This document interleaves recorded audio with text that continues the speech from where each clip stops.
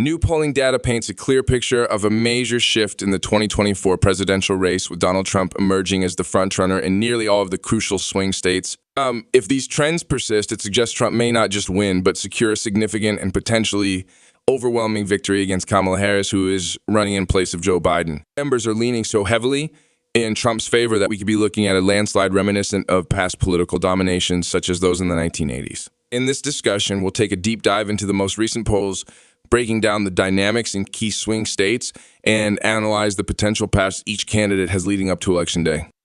I'll start by setting the stage with an analysis of these all-important swing states. These states will likely determine the outcome of the election, and understanding their role in the electoral map is crucial. Each of these states will play a pivotal role as polls close across the country on election night. As results roll in, we'll track how each state contributes to the overall electoral tally, painting a clearer picture of where the candidates stand. I'll walk through each of these battleground states, discussing where Trump is currently ahead, where Harris may be holding her ground, and what the overall landscape looks like based on the freshest polling data we have. Action begins at 6:00 p.m. Eastern Time, when the first polls close in 6 states, totaling 60 electoral votes. Out of these early states, Georgia stands out as one of the most significant. Georgia turned heads back in 2020 when it flipped blue for Joe Biden, marking the first Democratic victory in the state since Bill Clinton's narrow win in 1992. However, 2024 seems to be telling a different story, with Georgia's political winds shifting back toward the Republicans. Recent polling from Quinnipiac, a pollster known for favoring Democrats, shows Trump with a 5-point lead over Harris.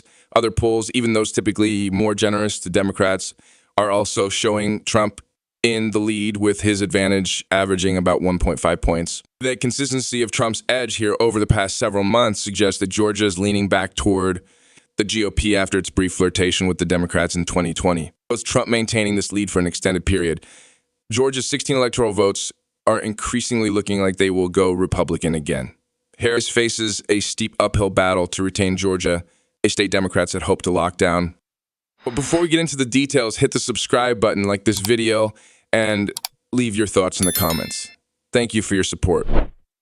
Next up is Virginia, another state with plenty on the line for both campaigns.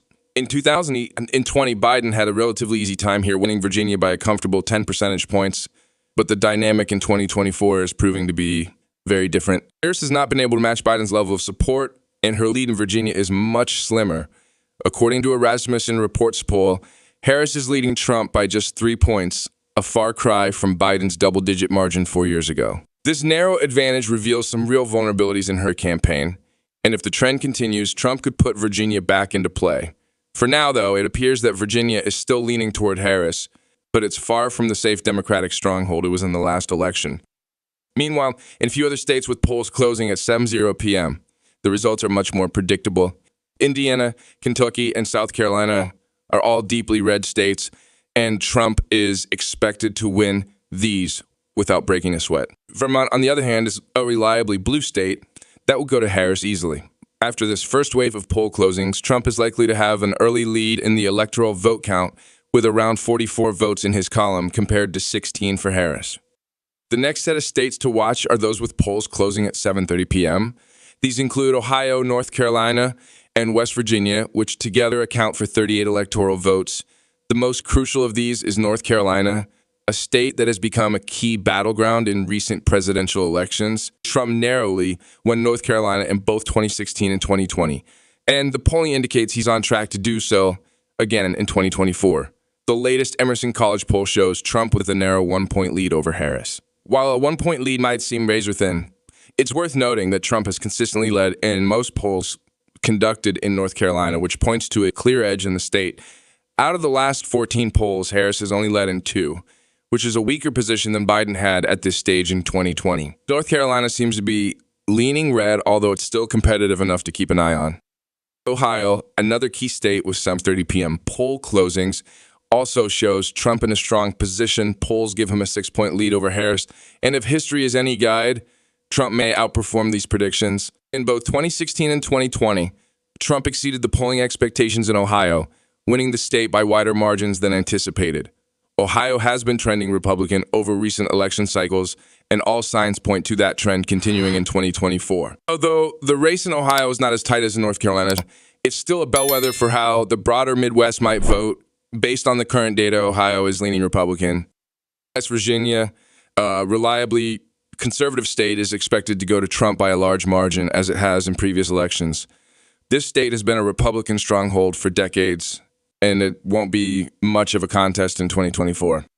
At EURPM, things really start to heat up as polls close in 16 states, plus the District of Columbia, representing a whopping 171 electoral votes. This wave of poll closings includes some easy calls for both candidates. Trump will easily win states like Oklahoma, Missouri, Tennessee, Mississippi, and Alabama, while Harris will sweep through deep blue states like Massachusetts, Connecticut, Rhode Island, Maryland, and the District of Columbia. A few other states in this group, such as Illinois, New Jersey, and Delaware, are expected to go blue, though by potentially narrower margins than we saw in 2020. However, the real battlegrounds at this time include Pennsylvania, a state that has been fiercely contested in recent elections. The latest polls show a dead heat between Trump and Harris in Pennsylvania. Emerson College has the two candidates tied, while Trafalgar Group, a pollster known for its accuracy in predicting close races, shows Trump with a 3-point lead. Trafalgar famously predicted Trump's upset win in Pennsylvania in 2016, so their data carries significant weight. Harris's inability to pull ahead in Pennsylvania is a troubling sign for the Democrats.